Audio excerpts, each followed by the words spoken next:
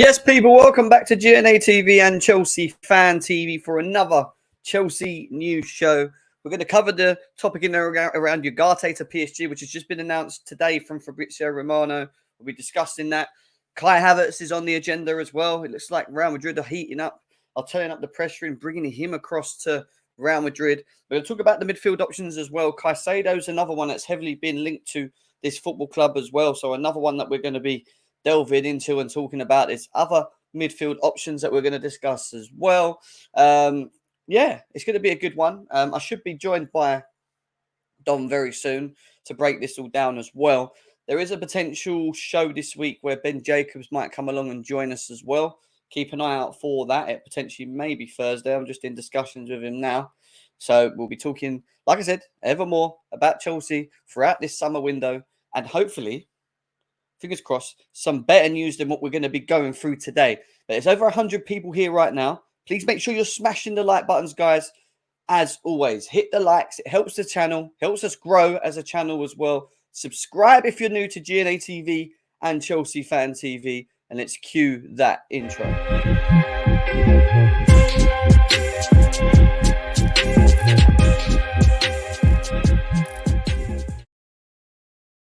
Yes, people, welcome back to GNA TV and Chelsea Fan TV for another Chelsea news show. And we are here to just pretty much delve into the most up-to-date topics in and around Chelsea Football Club, starting with mainly the news that's been coming around into today's, today's socials. Ugarte is someone, like I said, we're going to talk about in a bit. Hope you guys are all well. Over 100, nearly 130 of you guys here already. Big up to every single one of you. As always, man, it's nice to see you in the building. We'll go through the chat quickly, say hello to everyone, and then we're going to delve into the topics and break them down individually, discuss them, try and understand the board as well, which we're going to be talking about today as well. There's quite a bit to go through. So let's go through the chat. RD, what you saying, bro? He says, my first choice was Caicedo. Anyway, it wasn't really into the Ugarte hype. Caicedo should be number one target. Proper spine signing, and Latvia or Coqueret or along with it. Well, the thing with this is that I kind of get it, because I don't really understand why so many Chelsea fans are having a meltdown. And we're going to talk about it a bit later on. There isn't any midfield options. There is midfield options. We know that Latvia is another potential option. Caicedo, obviously for the right price, is another one as well. I think the issue here is that each of these individual players that we're talking about provide a different type of role. And then when you look at the current manager that we have at the moment in Pochettino, it's just finding the correct profile to play in the system. Now, what Chelsea have done wrong for the last couple of years is finding the right profile of players to fit the manager's system, the profile, the identity, and what we're trying to do moving forward. And that's going to be key, because if Poch is going to be successful, he needs to make sure that the profile of individual that we are bringing across is obviously one that he can benefit from. And obviously, sorry guys, keep playing my hair. It's a bit of a mess today, but and he can be, he can benefit from and move forward with. So we're going to talk a bit more about that in a bit. Big up to Leo. Our man says Caicedo is going to be a rock if he signs. He'll be a good replacement for Kante. A lot of people saying he is Kante's replacement. If we miss on Caicedo, I'll be Egboli and Egbali out. Enough is enough. I think, again, Ashraf, relax. I think let's not jump the gun yet. We've still got a long way in this window to see what's going to be done. Now, I do think we're going to get midfielders in, and I think it's going to, and I've told you before, it's going to be more than just the one. I think it could be easily 2 or 3, maybe 2, in my opinion, that will come through the door. Sirs, big up to you. Fando, man, is going to be too expensive. With Ugarte, big up to Lee. Hope you're well, bro.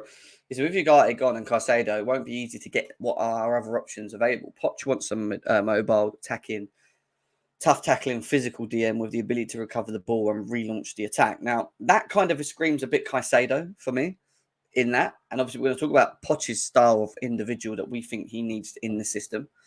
I think people underestimate the role itself. I think a lot of the times we look at the whole thing of, we need to have a specialist. It has to be a Rodri or a Casemiro, which I get, because most of the teams that are successful have that anchor, have that sort of fixed individual in front of the defence. We've seen it with Makelele in the past. Essien did it a little bit for Chelsea.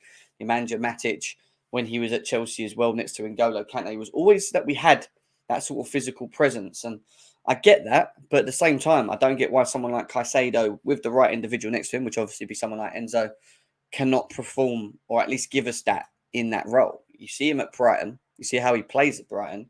He is supposedly the most defensive player in the midfield anyway in that role.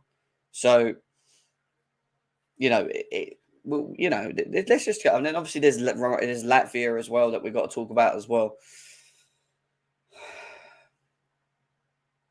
He's not more than 5 million. Well, we'll get to that in a second. Big up to Chelsea Blue Gem. I hate PSG. They're annoying. They've done us on Hakimi. They've done us on this one as well. It seems like they haven't done us. It's more the fact that we've just pulled away from the deal more than anything. Reading for the topics from Ben Jacobs and Fabrizio Romano, etc., etc. It's actually sad we haven't got you, guy, because he's Poch target. Yep.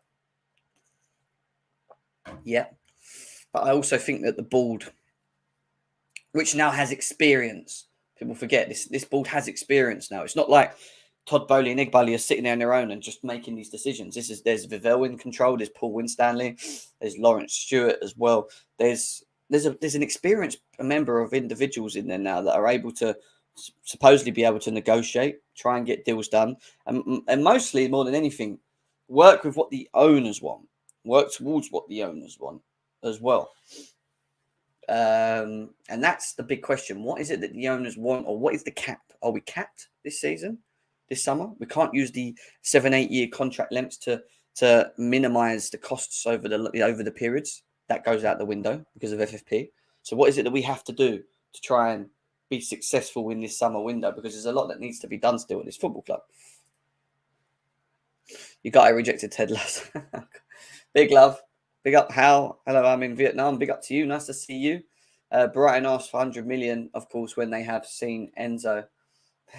Different types of players. But yeah, we always get sort of bent over a bit, don't we? But won't overpay for you guy who wants to come here, but we'll have to overpay for Caicedo who wants to go to Arsenal. Well, I think there's, again, we don't know what Brighton say they want a certain amount. What we're going to pay and what Brighton want could be two different things. There's obviously Levi Colwill, who they've been trying to use to get from Chelsea as well. Could that be a part of the negotiations? And you got to remember, Caicedo's Premier League proven. He's Premier League proven. It's a bit different with you guys. He's not. He'll come over for a fixed fee. It's just what will you get with him in the Premier League? Will he need adaptability? Would he need time? Someone like Caicedo, you don't have to worry about that. He'll just come straight in. He will adapt. He will just be, he'll slip in straight away. I don't think he has a problem with versatility because I think he's a versatile player. It's just, who are Chelsea going to get? Who is the next big target for us? Is it Caicedo? Is it Latvia? Is it someone else? Big love, man. How you doing, my man? Guys, over 175 of you here, 8 minutes in. Big love, man. Good to see you, Zul, as always. Make sure we're smashing the likes. We're going to talk about Kai Havertz first, and we're going to go into Ugarte, Caicedo, and some more bits as well. Like I said to you, there's a potential that we might have Ben Jacobs on later in the week. I'll keep you guys posted on this one as well. Yeah, and I get that. But again, it doesn't mean that we're not going to get one. It's just the individual and the profile that we then go to next. And look, PSG, they're a beast when it comes to, negotiating the markets. We've seen it in the past. They've done it to us against Hakimi. It hasn't shocked me. I ain't overly annoyed about it as a fan, personally, yet. I say yet, because there's still a long way to go. And I do think we're going to get that area sorted. It's just who is going to come in, how we're going to get it done, who's going to come in. Because I don't think it's just one player. I think it's going to be more than one. Galib, nice to see you. We're not paying 200k for your guy when we're trying to clear out our salary, but that's not that crazy. Why people are angry, we all knew that. We've got many options for midfield options. Oh, that's the thing, Galib. Big love to you, man. Nice to see you. I'll take it seriously. Yeah, maybe. And you say owners, but remember, we've got a board now. We've got people that are taking control of the situation. It's not just Bowley and Igbali at the helm here at the moment. Guys, remember that. I know, Matt, I was on Twitter last night too. Big up, Lee. Chelsea Boone, I see Eugene. Toll guy.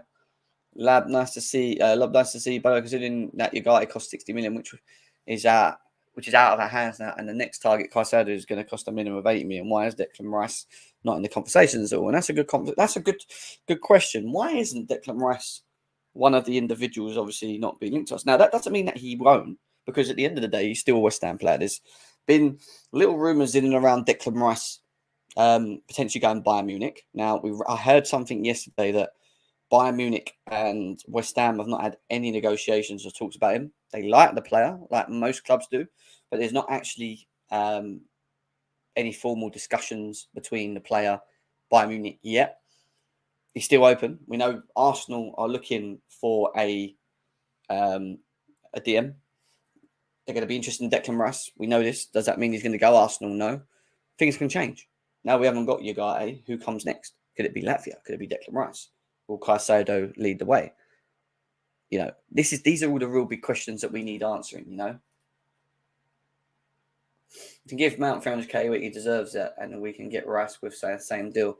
Chelsea True thinks we should keep Mount and give him a bigger deal and get Declan Rice.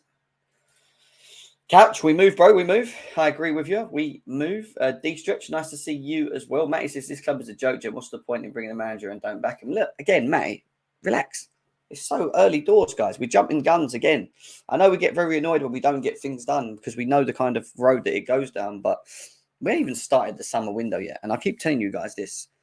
I think we will get a DM. I don't think that's going to be the issue. I think we will get that. And I actually think we'll get more than one. I think there's a potential that we'll get two in. It's, again, the profile of individual that we bring in. And this is where we've got it wrong in the past. And that's why I'm going to be watching who the targets are, how we negotiate, obviously, and who we bring across at the end of it as well. Because we know Poch has a rigid system in terms of what he likes doing, 4-2-3-1s. He can obviously adapt to the 4-3-3 if need be. But the main in all of this is that he needs someone that can be that defensive rock. Having a defensive rock that's a specialist like a Casemiro or a Rodri is different to having someone like Caicedo, yes. But what Caicedo can do still, for me, falls in the lines of what they do to a degree. Maybe not to the highest level as others have been talking about, but in terms of what's going on here? I just added it. That's it. Yeah. In terms of the actual specialist role, it's more of who's available for the specialist role, but then also what players are we actually looking at bringing in and what they offer? Is it a versatility option here? Because that's what I think Caicedo brings, and we're going to talk about that a bit more later. Okay, I know we keep talking about Caicedo, but we're going to get back to that in a second. Big up Tail. Big up everyone. Big up, Jim. Can you hear me all right? My connection, I don't know. I can hear you, bro. I can hear you. Thank God Havertz is going. Wait, let me try join back. Let me join back because it's.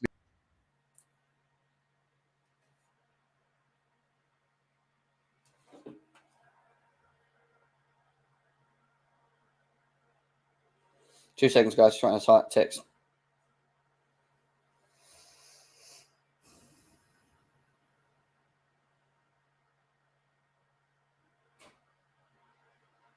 Yeah, so sorry, guys.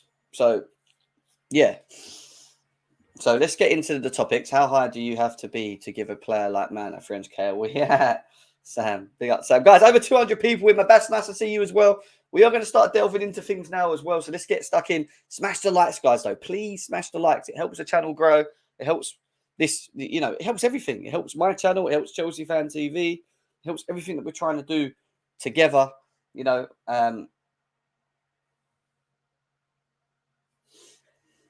But yeah, let's move on to things. Right, I want to start with Kai Havertz because that's something we've not spoke about at the moment. Obviously, over the weekend, it seems that Real Madrid have been very interested in Kai Havertz. And again, he is one of the only players. Where's the picture? Right, there we go. He's one of the only players that I keep telling everyone that holds a bit of element of value. Now, let's just bring Don back in. Don, you all good, mate? You better now? Yeah, all good, man. All good. Okay. So, yeah, so going back to what I was saying, Kai Havertz is of interest to Real Madrid. We already know this. Carlo Ancelotti sees him as one of their number one targets this summer. He feels that he has an important role to play at Real Madrid. Obviously, Benzema going to Saudi Arabia as well is another thing. Now, what is the package? What is, this is the question marks that people are waiting to find out in regards to Kai Havertz. Well, we found out today, and again, obviously, we'll wait a little bit more in terms of maybe the bigger tiers to confirm, but we're being told that the full package is around 65 million euros for Kai Havertz. Now, that could include bonuses. That could be a one lump up front.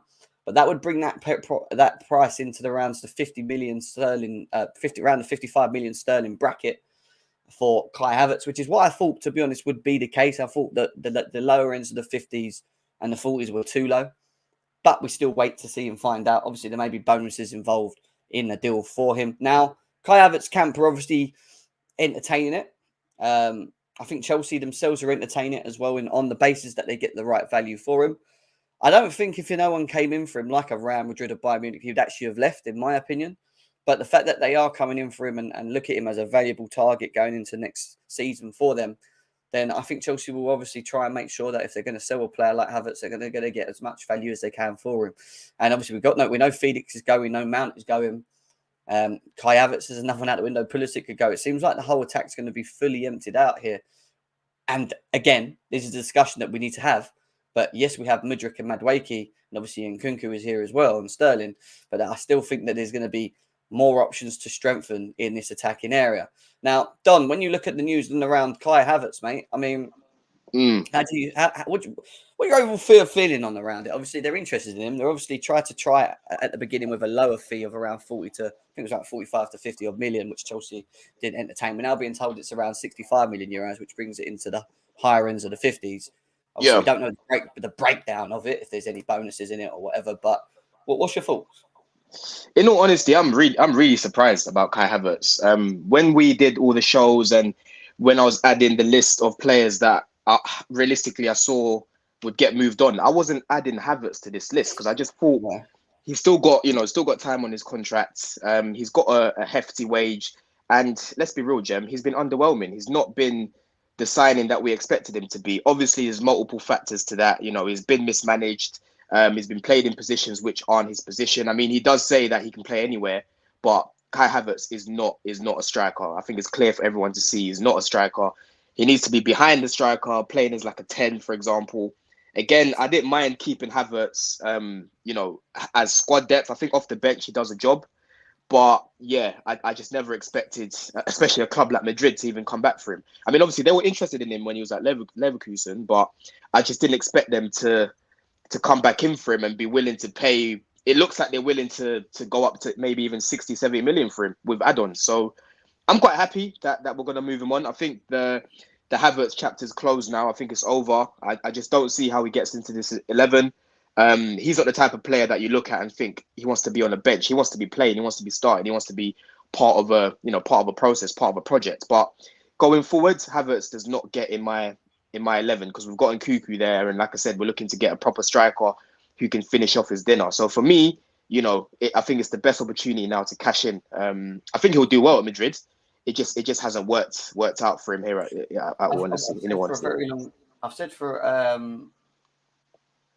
I've said for a very long time with Kai Havertz, it's a case of that.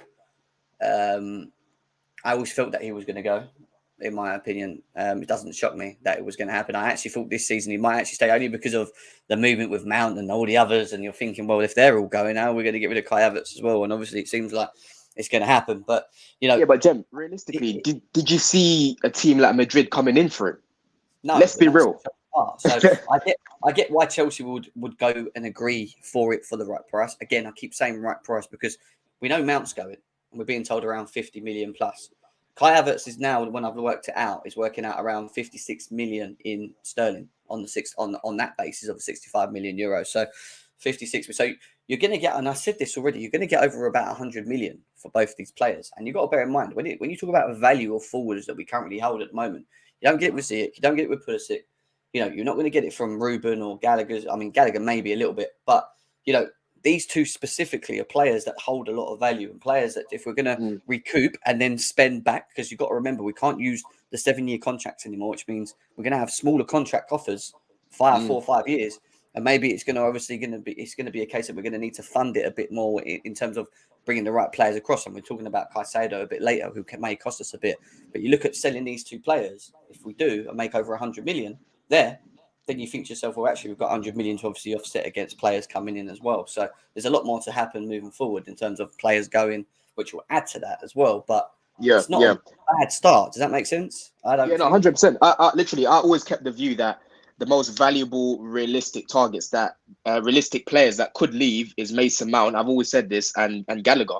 I just wasn't adding Havertz to this list because I just didn't see anyone coming in that was willing to pay this amount that Real Madrid are looking like they're going to pay. So I'm just happy that this has happened with Benzema this season. You know, we saw him at the bridge in both legs. He's just not the same player. You know, I don't know whether it's fitness or just age getting on now. But yeah, Madrid are here to save us, man. Save us from this. Because I think it's just time for us to move on from Havertz. It's time for him to do something different and for us to do something different as well. Got a little bit more news on Kai Havertz. Just come out 6 minutes ago from Florian Petterberg, who has now revealed that yesterday, as revealed yesterday, now confirmed the package will be cheaper. Talks are about a total package of around 50 to 60 million euros plus bonus payments, as Chelsea has to sell players. So Havertz strong connection with CSC, but he's now open to leave towards Real Madrid. So there you go. It's I'll take that. It's Florian Petterberg, who again is not a bad source, but again we still wait for the bigger sources to confirm on the basis. But he thinks 50, 60 million, which could be the slap up money that Chelsea ask up front from Real Madrid, and then to increase it and obviously get a bit more out of the player, there will be incentives that are in there for bonuses. So it could be winning the Champions League, it could be winning the La Liga, it could be, you know, so this will incorporate maybe another 5, probably 10 million, Don, I reckon, on top of the figure for him. They usually we've got to be smart. We've got to be smart. Like you were saying, Jim, like, you know, we can't let Havertz go on the cheap. As much as I'll drive him to the airport for 45 million, right? This is Real Madrid we're dealing with. They've got a lot of money. If this was us trying to come in for Havertz and this was them, they'll be trying to get the best deal possible. So we've got to get as much money as we can up front. And obviously with add-ons, realistic add-ons, because Madrid are going to win things. And I guarantee, well, let me not say guarantee, but he could potentially end up winning the Champions League there as well, part of that squad, you know? So I think he'll do well. Madrid this summer are rebuilding. It looks like they're looking at a lot of youth, you know, a lot of young blood in that team. I think we can see after what happened with against City, you can just see that they need some energy in there. Do you know what I mean? So yeah, man, I think it's just best for all parties now to just move him on. It'll be a good deal in the end, I reckon. Nicholas, I couldn't think of anything worse, mate. So I can't agree with you on that one, mate. Sorry. No. Forget that guy, man. Forget Lukaku. The scarf is absolute blood. Listen, still won the Champions League. I can keep that scarf. I can keep that scarf for the memories. Winter Surfer. What you saying, my man? How you doing? Yeah, all good, man. All good. So we're just talking about the topic at the moment. We're going to move off it in a second, but obviously I'll quickly get your thoughts on it. Kai Havertz, from what we've been told 6 minutes ago, 50, between 50 and 60 million euros plus bonuses, which obviously we don't know how much or what that is. But obviously seems like Real Madrid, out of every team, are the team that really want him to come across. I mean, what's your thoughts on that? Well, I didn't expect him to go this summer because I didn't think he had a market for him. I've got to be honest with you. For the way he's playing, I didn't think anyone would stump up any cash for him. If it's 60 million plus bonuses or including bonuses, I think you got to take the deal. I think you just got to take it. Whatever the bonuses are, they'll probably put in a Ballon d'Or one, which means they'll never have to pay it. So it's something like that. So it'll be something like that. I honestly think they need to take it because I think can I be honest with you, I think this fell into their lap. I think they're trying to concentrate on trying to sell Mason Mount and that being the hardest to sell. And I think this has popped up out of nowhere, essentially. Yeah, I agree. Well, let's take it. Do you know what I mean? Stuff like that. We've got Nkunku coming in. Might get someone else coming in. We want a striker. He's off the books. It's more money towards a striker or whatever it is. So I take it. And if he does, can I just remind people, if he does ball out at Real Madrid, who cares? He's not balled out for us. That's what I want to make everyone. He shouldn't really care if he balls out somewhere. You should only care about players that ball out for your own club. If he balls out elsewhere, then that's not really on us. It's just the situation he's in. But I'd take the money. Chelsea true, man. You do. Wow. Well, I mean, he's at Man United, so maybe he can be that. We'll see. Over 300 people here right now, guys. Good to see every one of you guys here. Make sure you're smashing the likes. We're going to go to Ugarte next, which is another hurdle. Oh, yeah, I don't want to say another hurdle, but another topic that we need to get into as well. But before we do that, this is just a little bit of news, which I'm still going to again wait for other sources to bring more light to. But obviously, it's the goalkeeping area. We're being told that Chelsea are looking to make a bid of around 60 million euros for AC Milan keeper Mike Magnan. Magnan? Magnan. Just on him. Yeah. He is AJ's twin, man. That is AJ right there. You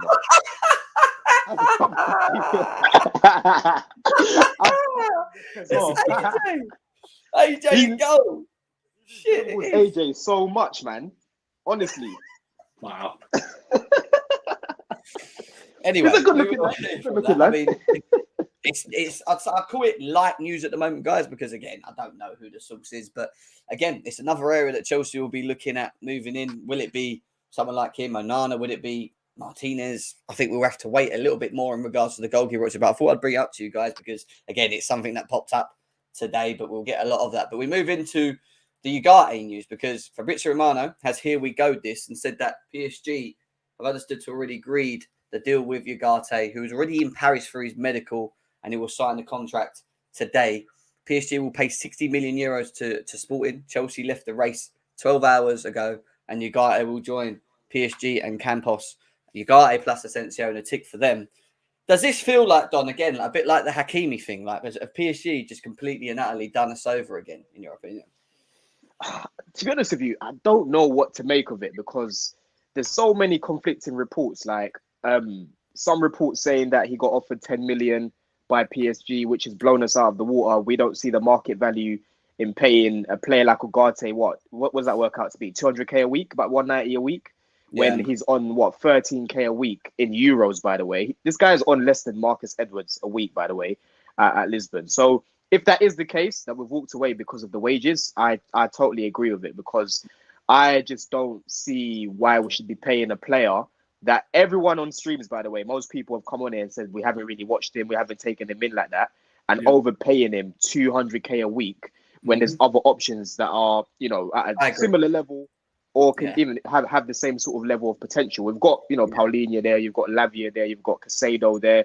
So it's a blow, it's annoying, but as long as we get adequate replacements, I'm not too fussed about it.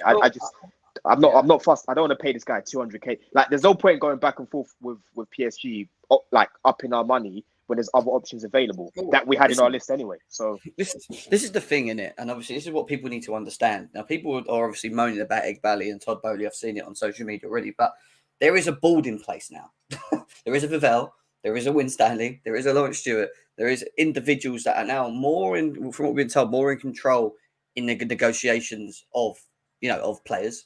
And on top of that, they will have probably strict caps into what we can spend, what we want to do with it, how we're going to try and facilitate it and, make ourselves stronger in and around it. And I agree with what Don said. It's not like it's a position that it's not like the goalkeeper position. Is that a good example? Like where we were very limited or the striker position where we're very, probably the striker limited through. Like, the striker position is very limited, right? So it's an area where I think I ain't going to panic yet. I need to see what we're going to do. There's still so much time in the summer window for us to address it. I do think we're going to address it, but it then falls down to what I said earlier on at the beginning of the show. For me, the most important thing here is Poch, because we can't keep buying players that just don't, fit the systems of our managers. And one of the biggest blows, I think, for the last 2-3 years at Chelsea is that we've been buying players that don't really, in my opinion, work for the individual managers that come in terms of what they want to do and how they want to play. So, get the right profile of player for Poch in terms of what his system is and what he wants to do. Yeah. And then on top of that, even though I think we're probably going to definitely get one, I actually think we're probably going to get two. And I think there's going to be options out there. We know that there's Kone, who's another option in there. You know that you've got Declan Rice. So this not like act like Declan Rice has gone to Bayern Munich, because that's just gone very quiet at the moment. There is an option that maybe Declan Rice could be an option. There's a Caicedo. There's a Latvia. The list goes on. Paulinho. There's options in that space for us to look at. And I mean, Winter Surfer, are you another one that's... I don't really get the social media of Chelsea. They seem to just want to moan and flip very quickly about things on everything at the moment. But what were your thoughts on this news around Ugarte against PSG? But like many, even though they won't admit it, I've got a very small sample size of this guy. It was against Arsenal, and I barely watched that game. So I have no idea what he's like. I'm not into watching comps or anything because they fought a lot of people and stuff like that. I've got to say that no one should be having a go at this player. If you're offered more money, then you're going to take it. Especially, I keep saying, players that are from people that are from like South America, they're not born in a life of luxury and stuff like that. If someone's offering you nearly 200k a week at this age, you're going to take it. And so I don't mind that. And I don't get this because Chelsea fans this season have been complaining about how much money we've been paying players. Yeah. So now you want them to pay someone you have no idea about that high. So what is it? What's the medium here? Because I understand the need for a player like him. I totally understand that. But what's the happy medium here? Because you don't want us to overpay players, but then you want us to pay this player because we're suddenly linked to him and everything like that. So what is it? I just think people just want to complain because of what the season's happened and they don't like the owners and stuff like that. And they just want to go, oh, this is another thing they failed to get. Well, actually, maybe they looked at it and like Don said, they went, well, wait a minute. We've offered like 3.5 million or near enough 4 million, whatever. They came in and doubled what their original offer was. Why would we do that? And like Don said, he was earning 13k euros. So what we don't know what his actual how good he's going to be and stuff like that. And if you're not willing to do that, you're not willing to do that. So walk away. There's no point getting into a bidding war if you're not willing to do that. Because suddenly we offer or match that, and then PSG come back and offer 15 million a year or something like that, and then what? So what do you want to do? We offered, apparently we were okay with the deal structured like that and stuff, but if he chooses to go there, he chooses to go there. So let's move on. Let's hope now we can get Caicedo and another player, maybe a Lavia, maybe someone else. But let's just hope we can do that. He would have been earning more than. I would Chelsea fans to wait until after the transfer window ends to see what. Before losing their shit. He would have actually. The wages that PSG have offered him, apparently, right? I say apparently because again, conflicting reports. He would have been earning more than Enzo if we brought him in on those similar sort of wages. Enzo's on about 160 a week, right? Just under 160 a week. He would have been earning more than Enzo. Which again, with Enzo, we had to pay a little bit over the odds because again, there's not many Enzos available. We've said so many times there's only him and De Jong with that sort of profile. But again, with Ugarte, you've got so many other options that you can go for. We can only overly criticize this if they don't get adequate replacements. So we just have to wait and see what they do now. But I think they'll be moving, quite strongly now with Caicedo. I don't know what's happened with Jem. He couldn't take it anymore. So he can't take it. He's all in on Ugarte. He had his shirt printed off already. He was like going to do that. He's crying about Kai probably leave. Oh, there he is. He's back. I had to sort my camera out, man. I think it's dying on me, to be honest. It keeps cutting out every time for no real reason. But yeah, going on to Ben Jacobs' comments more about it. He says obviously that sources indicate that Ugarte agreed a PSG personal terms days ago, and now all the deal is lacking was just his signature. From the Chelsea perspective, is they pulled out because they didn't want to pay above the market value, even though the player was keen. Important to reflect this side. PSG's personal terms to Ugarte were indeed more lucrative, but as reported there throughout, I'm told they are under 5 million per year. PSG sources argue that they didn't budge from their offer, and instead Sporting tried to put pressure on Ugarte to pick Chelsea because that offer structure was more preferable. So basically, Sporting wanted to sell it to Chelsea because of the structural setup, but the bill in the end of it was that PSG's overall payouts were probably more than what Chelsea were offering in terms of it. And I think the players looked at maybe the wage side of it and thought, you know what, I could earn a bit more here. Yeah, let's just look at this logically though, because what was coming out last week, why we were so confident and why a lot of Chelsea fans thought he was coming to Chelsea is because everything that was coming out is, he prefers a move to the Premier League, right? Obviously, we had to increase the salary that we initially offered him because it was quite there was quite a margin in comparison to what PSG offered him, and we did increase it. And from what we were hearing, he was happy with both. He was happy to accept the terms of us. But honestly, from my point of view, I just think PSG have offered him a lot more than what we're willing to offer him. I think the fee wouldn't have been an issue. I think it's more the terms. I think it's just something that they've put on the table. He's looked at it and said, "I can't turn down this sort of money, man." That's what I think it is. And good on him. He's gone from 13k to being a multi-millionaire just like that. So it is where it is. Literally, it is where it is. We move, isn't it? There's not. I don't think there's much more to say. Oh, for fuck's sake, it's done it again, isn't it? This fucking camera. Yeah, so I don't think there's much to say in regards to. I'm going to do this in a second, but let me just ask Don quickly a question. Yeah. We can do without Ugarte. We've got to move on forward with it. But there's also more sort of heat building up around Caicedo, who we're going to talk about more now. Obviously, people are now looking at other options like Latvia and obviously, others that could potentially be an option. I mean, let's start talking about Caicedo, Don. What are your thoughts as let's say we do play the 4-2-3-1, Caicedo comes in next to an Enzo. What are your thoughts on the profile of player coming in and doing the role required under a Poch system? This is what you call someone that's going to elevate the levels in the team, man. He can play comfortably as a CDM, really, really press resistant. At the same time, defensively, I would say he's better than Lavia.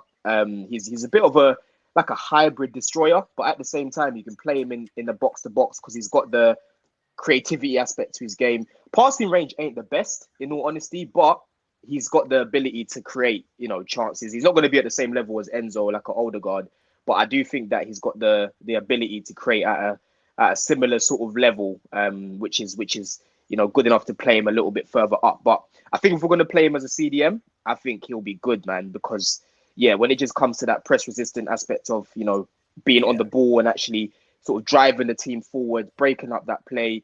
He's done it in the Prem. He's only 21. He's only going to get better.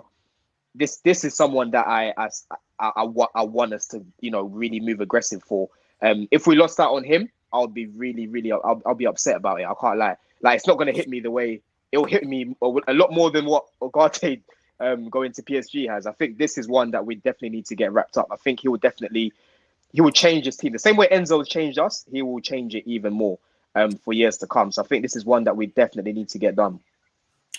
Okay, I'll give my thoughts on it in a second. I'll go quickly over to Winter Surfer and ask him about Caicedo as a potential option coming to Chelsea. I mean, we've seen a lot of him at Brighton, and people, and it's a question because a lot of people are still upset with Ugarte, and they're like, well, even if we get Caicedo, who still doesn't fit the profile they think. I'd kind of disagree with it because of the role that I've seen him played at Brighton, and for me, he seems to be more of the defensive player out of all of them on the pitch anyway, but he just does it a little bit differently, and that's the real key there. But I mean, what's your thoughts on Caicedo to Chelsea? Do you think it's a good option for us? Are you worried about us being bent over and spending over the odds again for someone like him as it's been Brighton?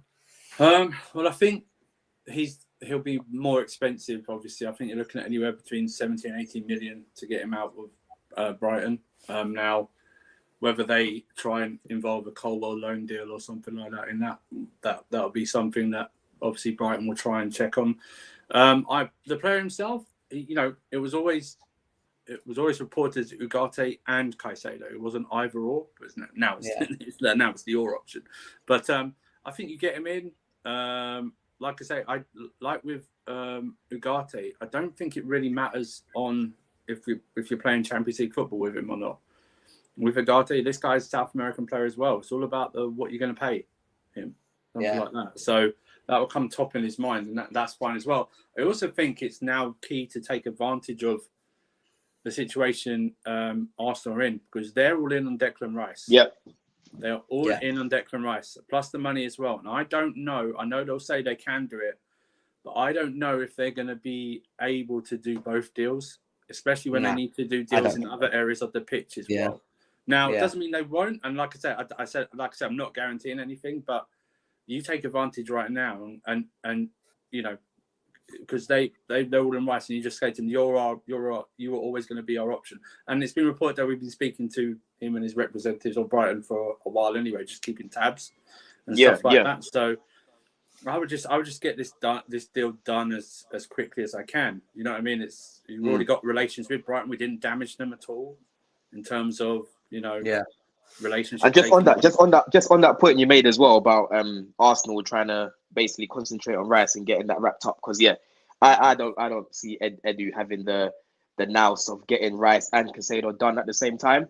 I do think that West Ham are going to go back and forth with Arsenal to try and get the best deal possible, because this is their biggest asset they've had since I can't remember the last big player they had, to be honest, apart from Declan Rice. This is the biggest assets. They are going to go back and forth to try and get the best deal possible. So for us, we were going to move aggressive anyway because we wanted Caicedo and Ugarte. But now we need to move a different type of aggressive. I'm trying to see these guys post up outside his house, go to the training grounds, get this done however you need to get it done. By the end of this week, I want to see, here we go, right? I want to see, here we go. It's been wrapped up already because we've just sorted it out.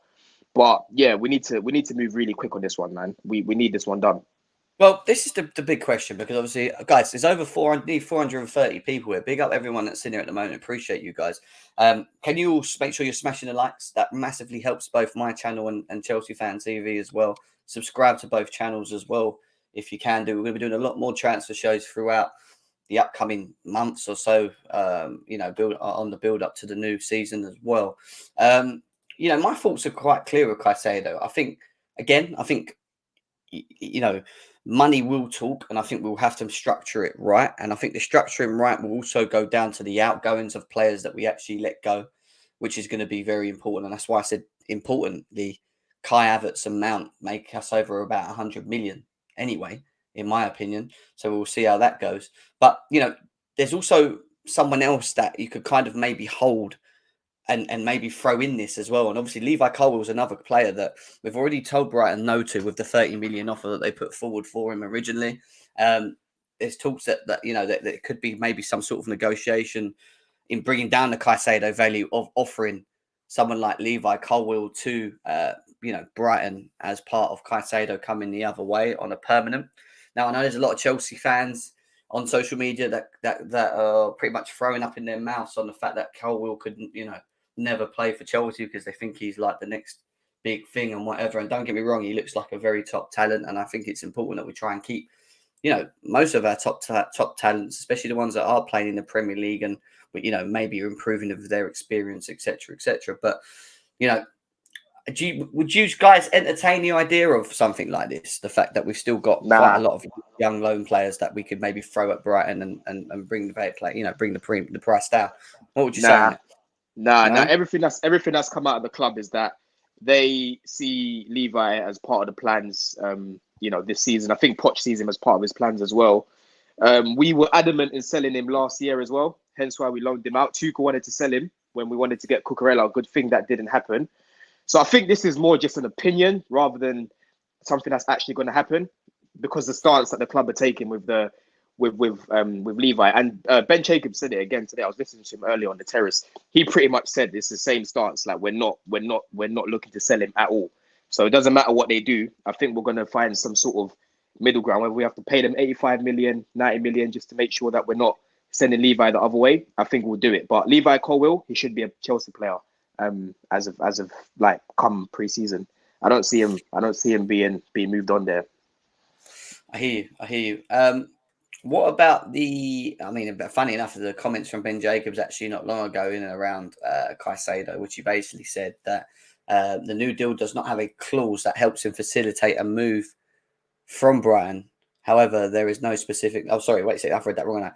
Moises Caicedo's new deal does have a clause that helps him facilitate a move from Brighton. However, there is no specific number. So us being told that it's going to be around 100 million or 80 million or 70 million, there's just no specific number. Maybe it's just open based on the value of the individual player at the time.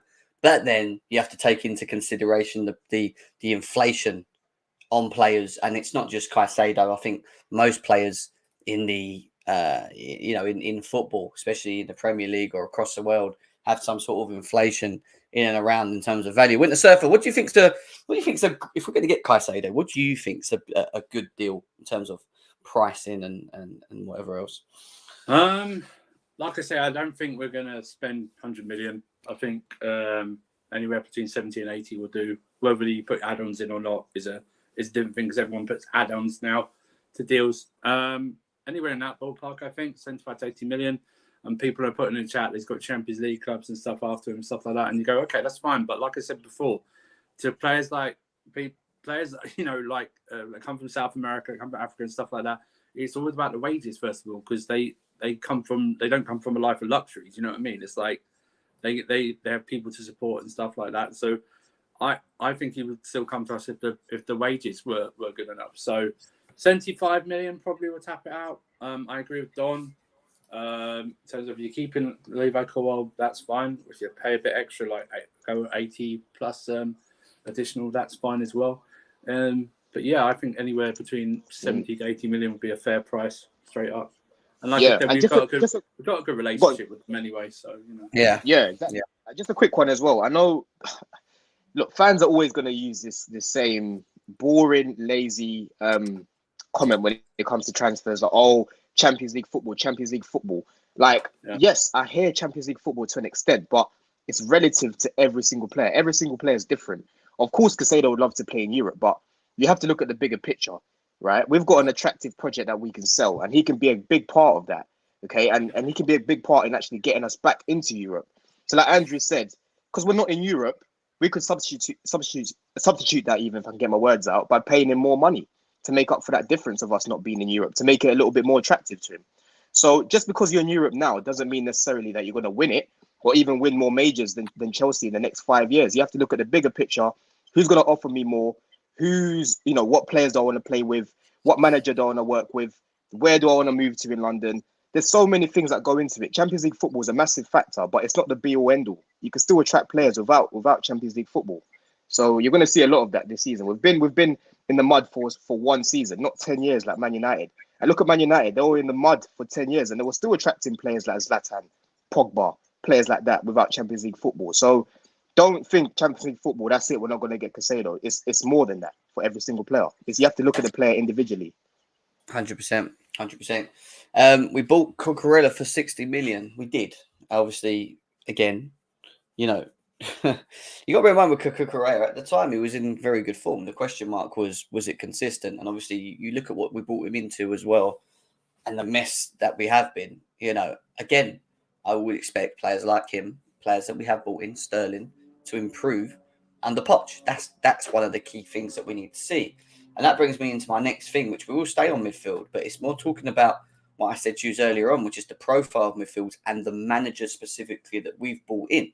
How do we get the right profiles? And when you look at the Poch systems of the past, you always see, for example, this one, where at Tottenham, he played the 4-2-3-1. Now, when you look at the specific profile of individuals that he had at the time, he had an Eric Dyer, he had a Wanyama, he had someone that was more of the sitter with Dembele, who could still do that job physically, but was more of the guy that would break the lines, right, in the Poch team. And then when you look at the front three, he had Lamela, he had Eriksen, he had Dele Alli. Now, what strikes me the most about that three is it doesn't scream direct dribblers, people that can just take the ball and take people on. Only Lamela being one of the players that could do that.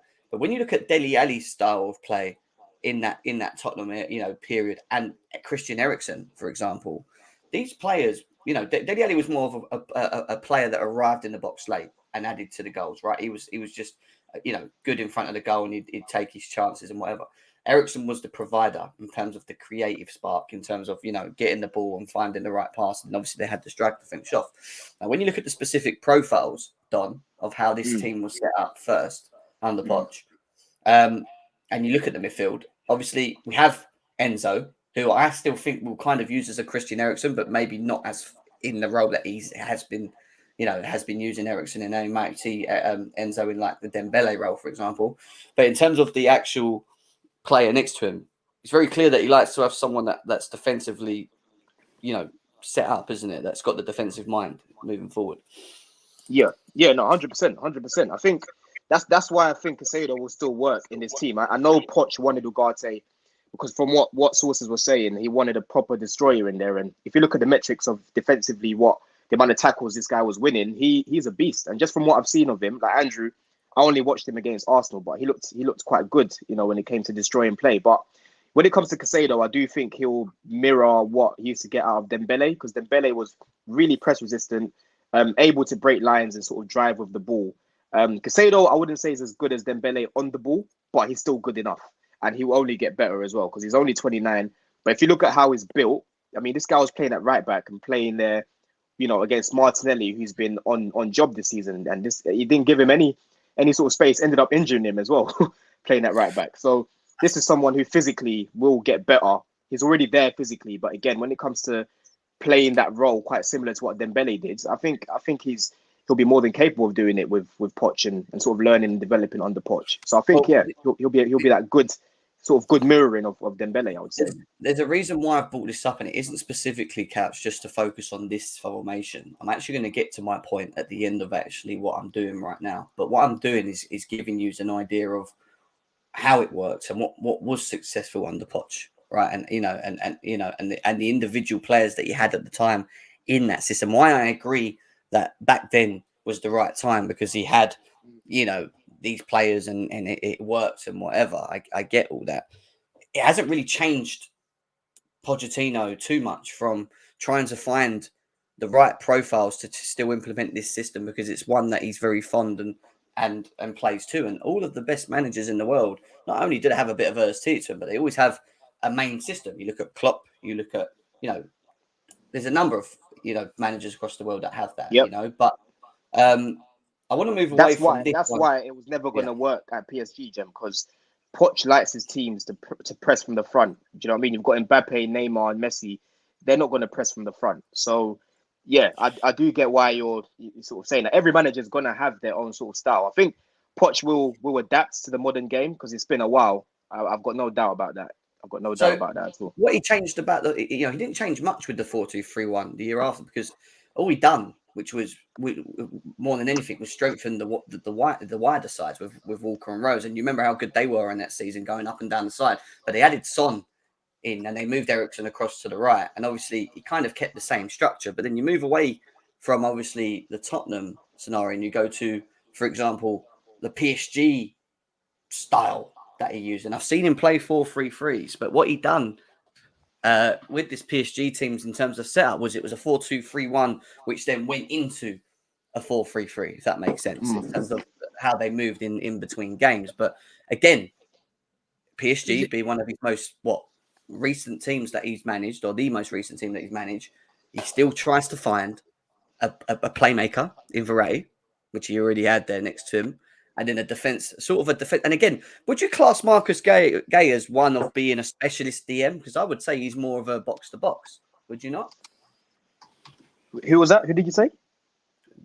Next to Verratti, Mr. Gay. I thought you said Gay from Palace. I was like, what? No, Gay. No. Gay. I would say. I'd say he's more holding, ain't he? He's more of a holder. He is, but he's more box to. It was hold, but it was always more like how I would see someone like Caicedo box to box getting in and around. Like a Basuma. Yeah, like a Basuma kind of. You know what I mean? Like a Basuma type. But when you look at like Eric Dyer, for example, in his older role, he was more of just a sitter, wasn't he? Someone that didn't really get around. He could move the ball around a bit, but it was more of just a sitter in front, and he didn't really venture out too much. You know what I mean? So it was a different style of midfield in terms of how he played. But the 4-2-3-1 was set only when in game he would switch it to a 4-3-3, where then he would have, obviously, I think at that time it was Messi, Neymar, and Mbappe, wasn't it? Which is where he was playing the 4-3-3s more than anything. Yeah. But he likes the back four, and obviously he wants to stick to the back four. I mean, Winter Surfer, you look at what we have at the moment and what we're trying to do in terms of our disposal moving forwards, and what Poch needs to do. We have Enzo Fernandez, who we know needs to be in his team. The question with Enzo Fernandez is it going to be in the pivot 6, or are we going to do an Eriksen and play him a little bit further forward in the 3? That's the big question. But, I mean, what are your thoughts on the Poch system and what we're going to try and do in the summer, and obviously the individual players that we are looking at as well? Do you think it's important that we try and make sure that if Poch is going to play this, that we find the right profiles, bringing them in? Yeah, I mean, you always have to find the first profiles that the manager wants. I will say to Couch, football evolves, but many managers still keep the same formation. They just move players in and out, and do all that. So, I would like to put that out. And also, I don't see, that's the thing. I don't know what I know. People say, well, Poch played the 4-3-3 at PSG, but I think that's just what PSG do naturally. They just play a 4-3-3. It's like Mourinho went from a 4-3-3 to a 4-2-3-1. Do you know what I mean? When he was just in the 2 stints. So I honestly don't know. That's why I say to you, Jim, I don't know what the squad's going to look like. I don't know what players we're going to have in. So, okay, let's put under the proviso that we think he's going to play 4-2-3-1. So we're playing Enzo in the pivot with someone else like a Caicedo or a Lavia or something like that. I honestly don't know, because like when you said about Wanyama and Dembele was the dribbler and the ball carrier of those two. Yeah. He had great physique as well. I know people consider Enzo small, but yeah, he's got a tough physique. You know what I mean? Yeah. The South American player. So Dembele was so good, man. He was so Dembele good, was man. a very good ball carrier and dribbler. I mean, didn't supply a lot of goals. Yeah. I agree with this as well. I do agree the roles have changed within the time, but I'm just saying it's like normally people have a set formation and then we find out they do different jobs in that formation. Do you know what I mean? So I do agree that it evolves. And like I said, but it's so hard to do these shows without knowing who else we're bringing in. Do you know what I mean? Because the deals aren't done. It's like, oh, we think Caicedo can do that, but we don't know if we're going to get Caicedo or Lavia or someone. Someone might pop up that we don't know, and suddenly there's a panic and go, oh yeah, we put in a £65 million bid for Paulinho from Fulham or something like that. Do you know what I mean? It's It's hard at the moment. And one thing I'll say about Poch, I do get it. Like, yeah, football does move on, but one thing I'll say about Poch, he seems to be the sort of guy that's constantly studying the game and wanting to sort of better himself, I would say. So we can only judge him based on the performances that we see. If we look at him and say, oh, you know what, his system isn't working for us, then that's a conversation that we'll have. But honestly, he seems to me like the sort of guy that's always looking to learn and wanting to sort of evolve and sort of, study the game. That's the sort of perception I get from him. I'm not saying I'm right about that, but that's the perception that I get from a guy like Poch.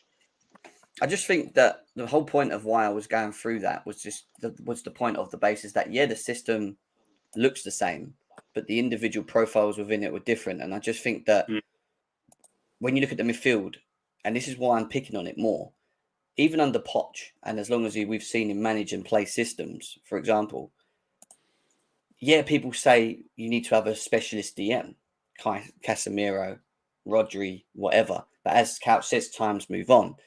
I don't think it's a case of that you have to specifically have that to be defensively secure. I just think you need to have someone that has the defensive ability, but has more of the awareness. Because let's be serious, we don't have any midfielder that has the defensive awareness, really, do we? In terms of, playing that role. I think Caicedo does it. I just don't think Caicedo is a Casemiro. But that doesn't mean that he can't, that it can't work. And this is what people need to understand. The profile of midfielder is important. But if you've got a profile midfielder coming in that already plays as this is why I keep stressing this, that comes in and plays as the lone sort of DM for Brighton already, but in a different way, I don't see why Poch can't make it work in his system with someone that can be versatile within that and still play the 4-2-3-1, even if it's zone. Is that what you? Oh, it doesn't have to be someone that just sits there all the time. This is what I exactly. That's what I'm saying. Caicedo, as much as I rate Casemiro, I think is a world-class CDM at destroying play.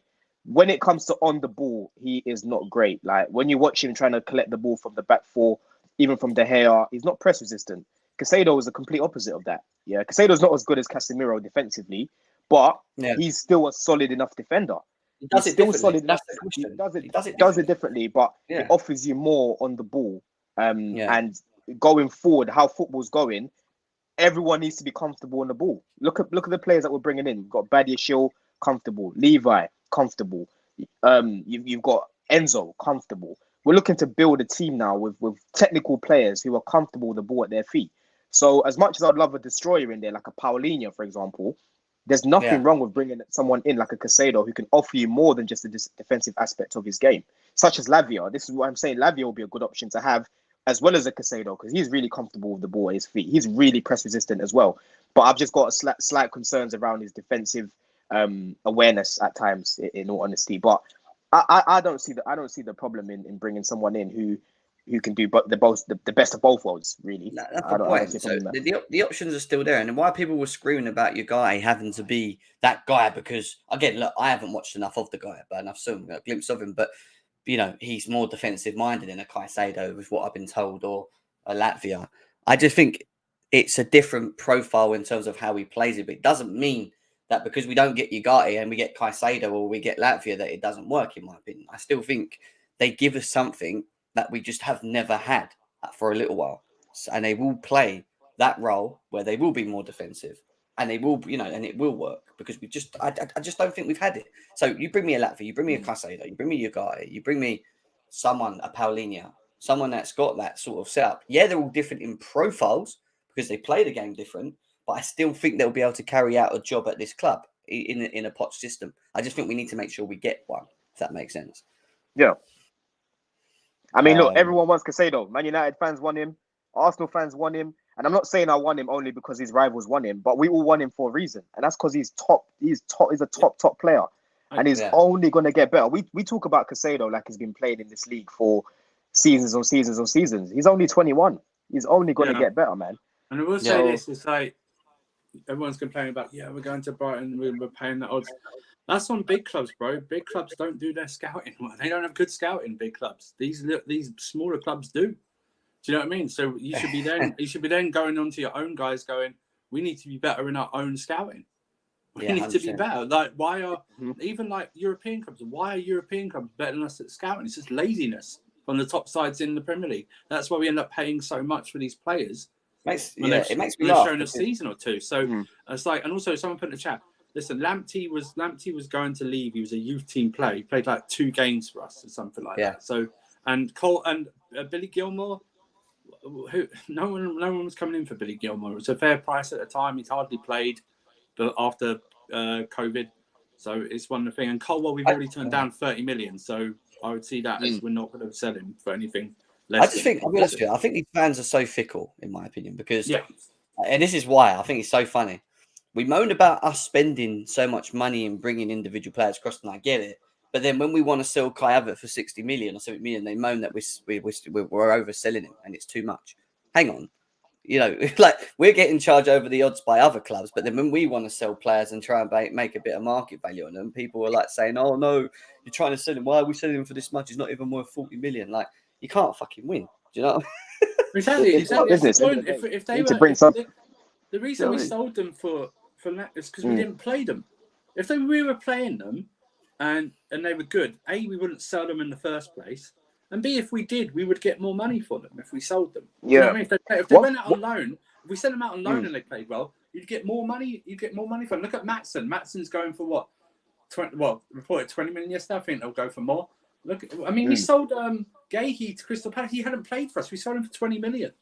Do you know, he hadn't played for us, so he'd been out on loan for us. In my ideal world now, looking at who we can actually get in that position realistically, I want Caicedo as the main target and I want Lavia to supplement that, because when we had conversations like me and Couch before and I said I prefer Rice to Lavia, one of the main things I spoke about was experience and the fact that we've got a lot of young players already, and adding more young players to that might not be the best way to progress as quickly as we need to, right? With the money that we're spending. So for me, how I look at it now, because the conversations we had with Ugarte and Caicedo is, okay, if we bring them in, does that mean we're going to play a 4-3-3? Does that mean that we're going to play a 4-2-3-1? Who holds bench? They were the conversations that we were having. But how I look at it with Caicedo and Lavia, I think it's clearer to see that Caicedo would be the starter and Lavia would be someone that gets bedded in. He's only 19. He's another person that's going to develop. But I think he would be happy to take that sort of role, knowing that he's playing around quality and knowing that it's part of the project as an important player. So I think it would be a little bit easier to have a player like Lavia on the bench in comparison to Ugarte, because I think Ugarte would have expected to start a lot of games, considering he was Poch's main target as well. I think he would expect to start a lot of games. So look, it's shit that we've lost out on Ugarte, but again, if we do get in Caicedo, Lavia would complement him quite well as an option to bring off the bench or even start certain games. Yeah. And Couch asks us the question about Colwell. Would you do it or not? I'll be honest with you. I wouldn't. I would. No, I wouldn't do it. Because we can do it, Jem. We can do it without selling Colwell. We can get it done without selling Colwell. Yeah, but then at the same time, what was the point of bringing Badishida in? What was the same point of bringing Wesley Fofana in? What's the point of having fucking Trevor Chalobah still? Like, it's not like we haven't got young defenders in it. I'm not saying we got, that we should like just completely just get, not bother with Colwill because he's not a good player, because he is a good player. But people are missing one real big key thing here. We have been moaning about getting this profile midfielder for 3 years now. This is not new, us needing what we need now. We've been needing this for so long. We've neglected this midfield, this specific position, for so long. And if it means that Ugarte is now gone and Caicedo is the main man that we need to bring in to get it done now, I am all guns blazing, because I can't have us going into a season and not having the profile player that we need for once in position. I just can't. It's not right. Yeah, we should not neglect it. Keep neglecting this position, in my opinion. Couch, I see your comments, bro. Yeah, but for me, logically, I just don't see it being give us Colwill or we walk away, because Brighton at the moment, right? They are open to selling Caicedo. They've pretty much, De Zerbi pretty much said Caicedo and McAllister are going to move on. They know that they're going to move on, right?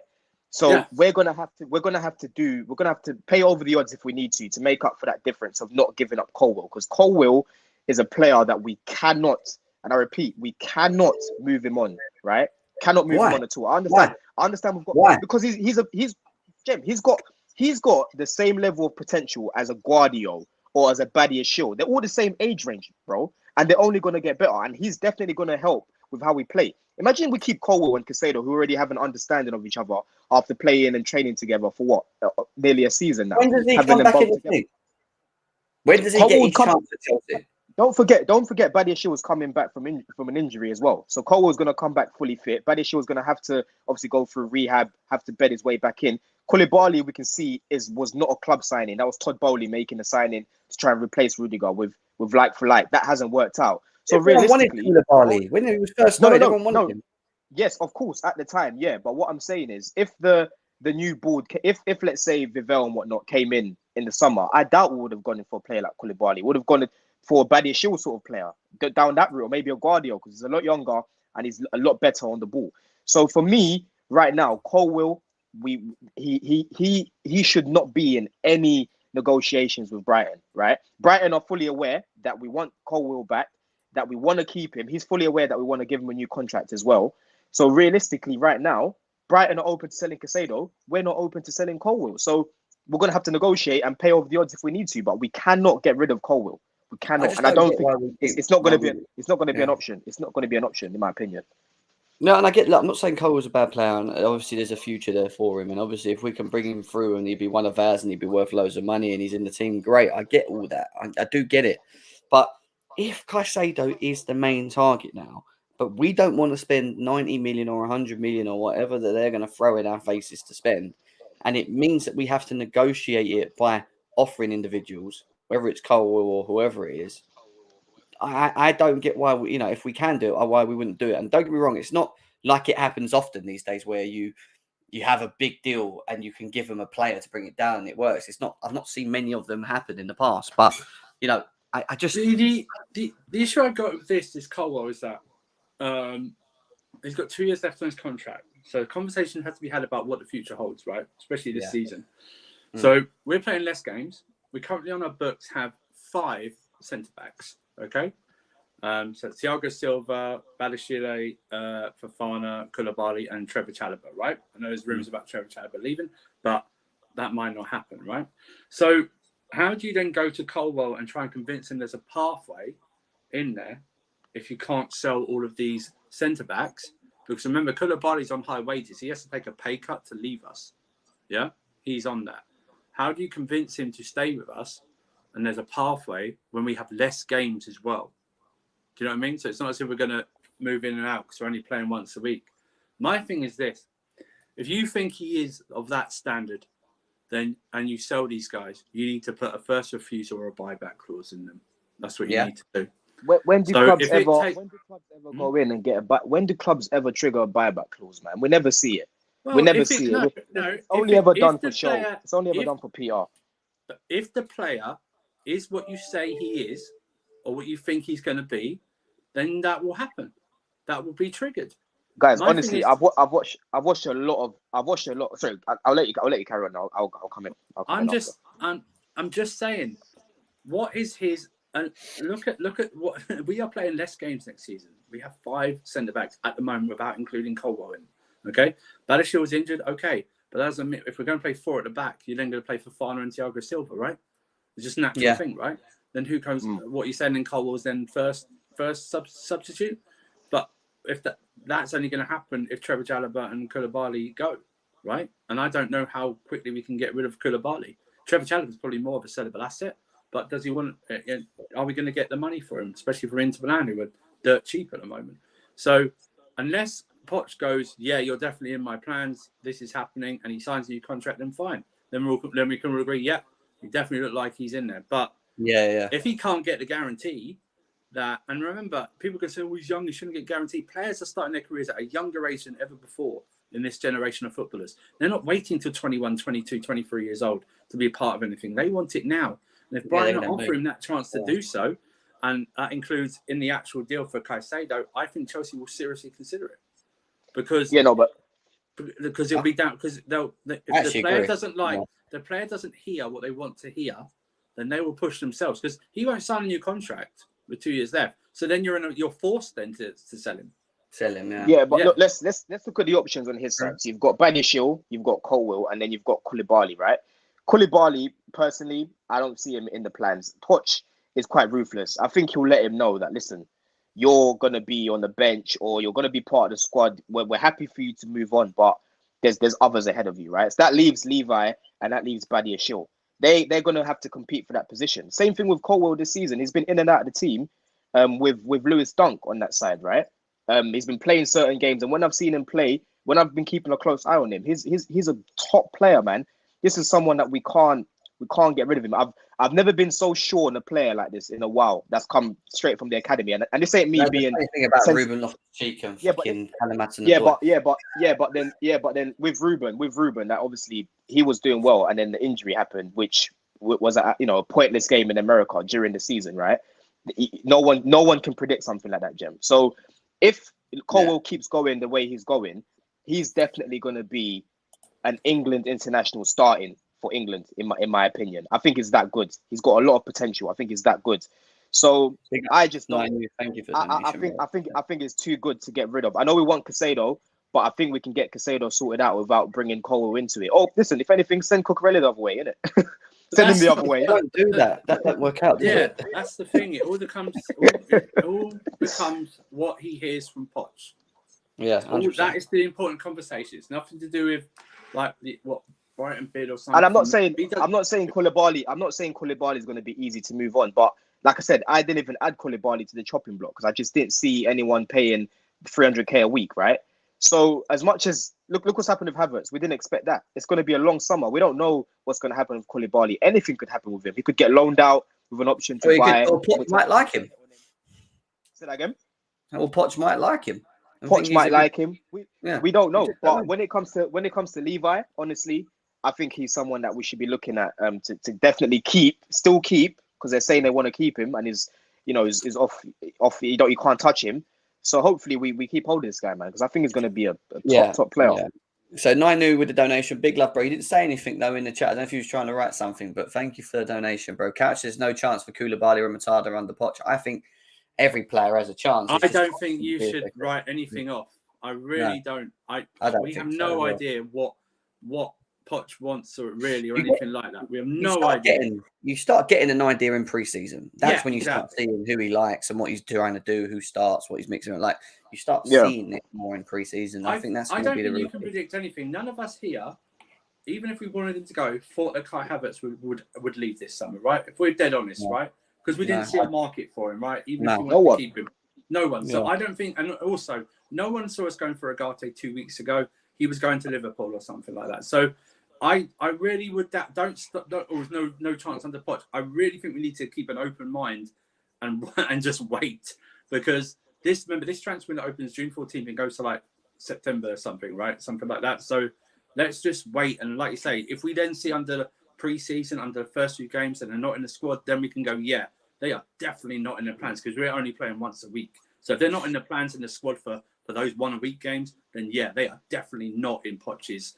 Because you have to think about it. You have to think about it as well. When it comes to Koulibaly, like, right, I get he could have, a different spell on the Poch and whatnot. But realistically, right, when it comes to long term, who do you benefit more from? Colwill or Koulibaly? I agree with you, but I think like let's just break it down.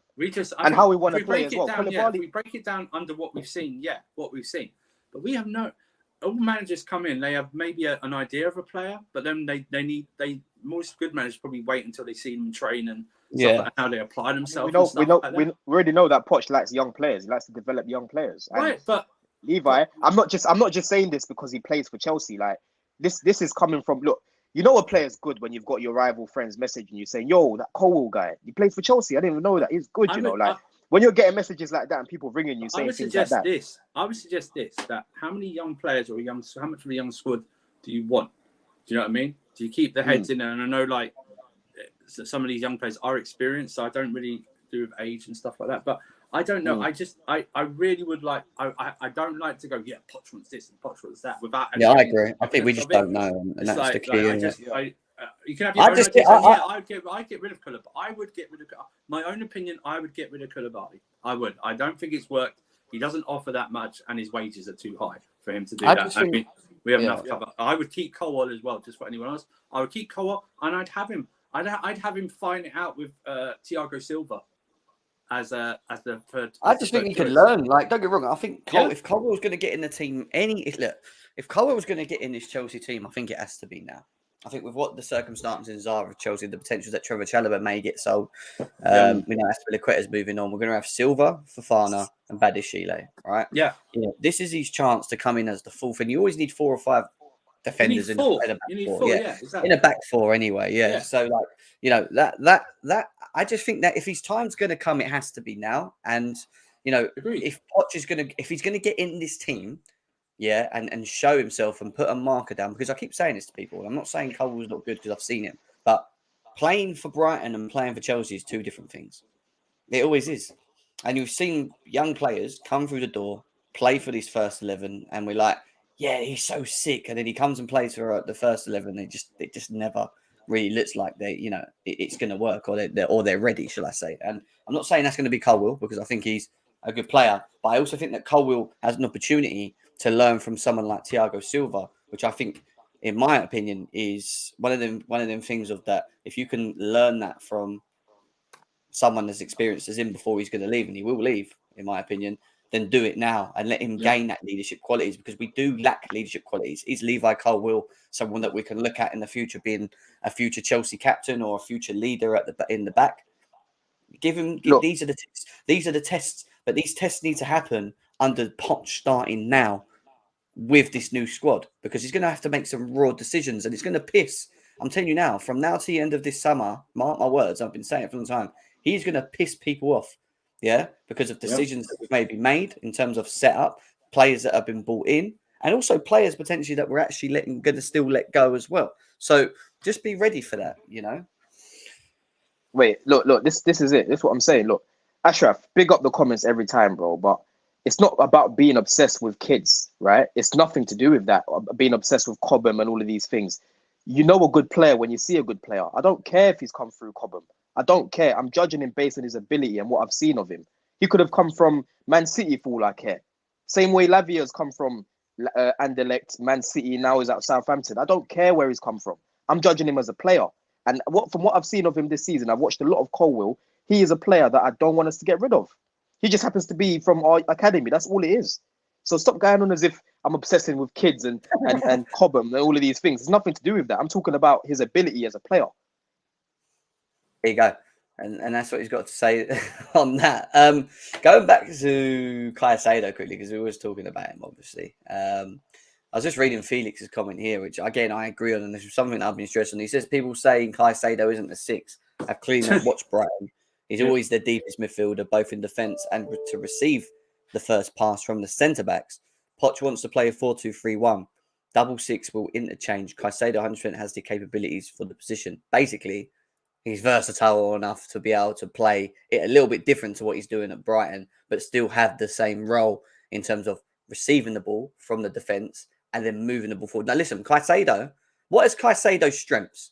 What can we actually say are Caicedo's strengths when we watch him? Because not only is he defensively decent, but we could also say that his eye for a pass is very good, being in a Brighton team, right? He can pick the ball up. He doesn't, he's physical. He's physical. So how many boxes does he tick? He's physical.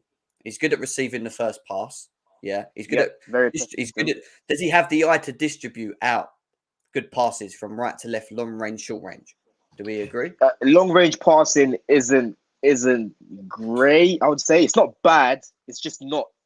It's not like an Enzo, if that makes sense. But you got Enzo for that, so that doesn't really matter. Yeah. Enzo will do that anyway. So, but in terms of getting us playing transitions, I wouldn't say long range. I wouldn't say that's one of his strengths. In all honesty, passing, he could definitely pop it and sort of punch it in.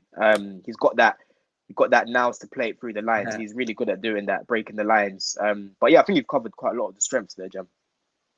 To be honest, look, and I know people saying don't bite the bullet, but the reason we're talking about Caicedo at the moment is because Caicedo is someone that's been spoken about with Chelsea for a while. Listen, Arsenal may still look at him. I don't know. Maybe they don't get Rice. Maybe they look at Caicedo and they get him. All these things can still happen. It's a possibility.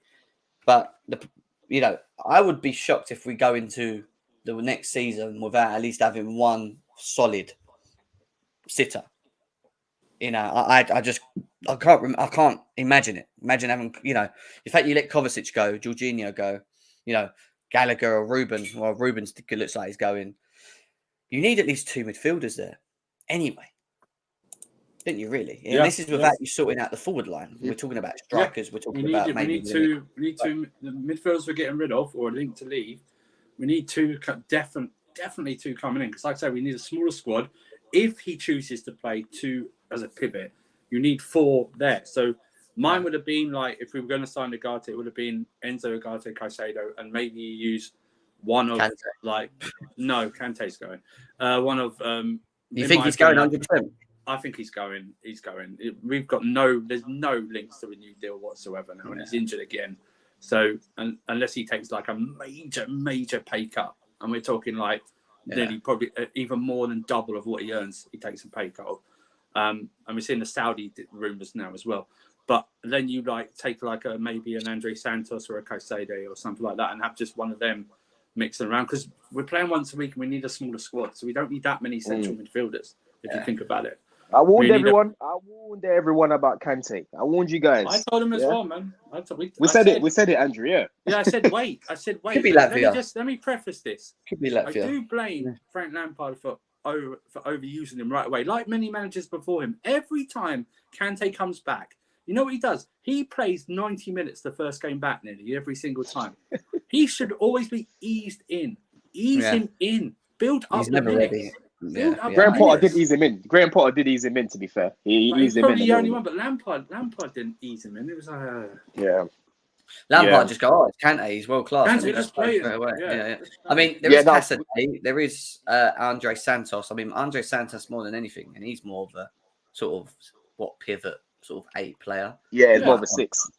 Yeah, more of a 6. So he might want a chance. So there is players. You got to bear in mind, we have signed a lot of young players as well that potentially Poch might look at and go, actually, this Andre Santos that's done well for Brazil and whatever. Let's see him in pre-season, and maybe he could be one of the answer of the 4 that Andrew just said. That we need. Because we've only got one game a week. Santos, Caicedo, then you're gonna have Carney there as well. Carney and Caicedo pretty much play in the same area, the same sort of position, and then you've got Santos who plays as the 6. So realistically, probably 2 of them are going to get loaned out because we're only playing one game a week. This is why it's quite annoying that we're not in the Europa League, because I would have liked that competition to see the likes of Carney and Santos get more game time. But now, I mean, that's just not going to be enough, Jim. Like, I'd rather them go out on loan, play week in, week out, rather than just coming in for Carabao Cup games or FA Cup games, only to be taken out later on if we get a Man City or if we get like an Arsenal, for example. So it's best to just loan them out because we've only got one game a week and keep 1 or 2 as long as we give them the game time that's needed. 100%. Guys, I've got to shoot because I've got to shoot out anyway, but it's been good to carry in, just sort of covering what we know up to this moment in time. And like I said, we'll be doing this quite often. Any more breaking news? Listen, it's going to be a roller coaster. Make sure you strap in. There's going to be players coming out of the thin air that we weren't even linked with. Get ready for it. It's going to happen. Players that are going to leave, like Kai Havertz out of the blue. Still got to happen. Before you shoot, Jem, yeah. where we're not signing Felix, and looks like Mason Mount's going. Havertz should be going as well. Yeah. Wild card for Maddison. It's an option. I think if you get Maddison, you would definitely play the Eriksen role in the Poch team. That's where that would be him off the left with then Nkunku in the middle, or Nkunku on left, and then you'd have Sterling and then the striker. And obviously we haven't spoke about the forward line yet, and we're going to get into it because there's a lot happening with players in the forward line that are going to be leaving anyway. So it's going to open up topics and talks about the forward line. We've not managed to do that yet. We're saving that for another show, but still, we wait and see who Chelsea will bring in the midfield. Listen, just be patient. Stop pulling your hair out and going crazy and Bowley out and all this crap already. Like, just wait. Let's see. It's a big summer. I've already said this at the beginning. Not only for the manager that we sign, but also the players that we bring in, but also the players that we let go. There's just so much that is important that we get right in this window for me and moving forward. And we're going to be talking about all of that throughout this summer. Big love to all of you guys. Smash the likes, subscribe. Over 400 people still here, as always. Big love to all of you guys. Big up to Don, as always. Thank you for joining in with me on this one. And Winter Surfer as well. It's been nice having a nice little catch up, nice little catch up as always. And where are we? Monday. So we'll probably be back again. We'll see what happens. It just depends what happens. Chelsea could just do something crazy in the next 24 hours and I'll be back on. Who knows? But, big love, guys. Enjoy the rest of your day. We'll be back again soon with any more breaking news and we'll go again then. Peace out, guys. See you in a bit. Peace. In a bit.